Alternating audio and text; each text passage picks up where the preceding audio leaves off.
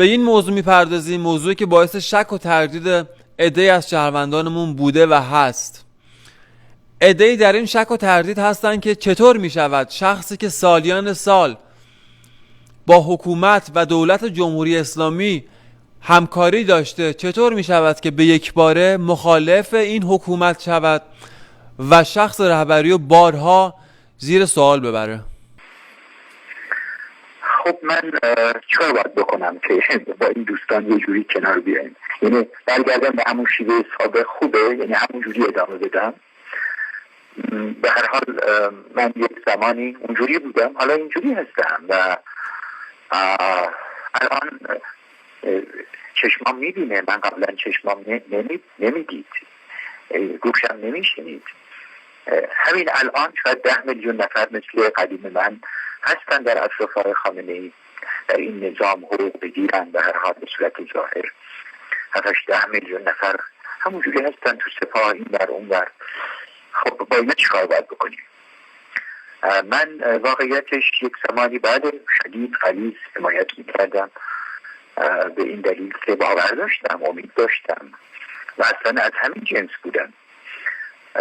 منتها خب یه مدتی، شاید مثلا سال 88 به این طرف،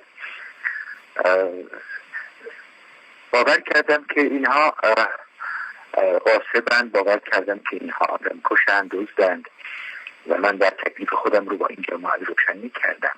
من قبلا میدیدم، انتقاد میکردم و انتقادم رو منتشر میکردم، ولی به شکل ملی و حکومتی من قارت اینها رو باور نداشتم. به شکل ملی و کشوری من دزدی های اینها رو باور نداشتم، آدم کشی اینها رو باور نداشتم.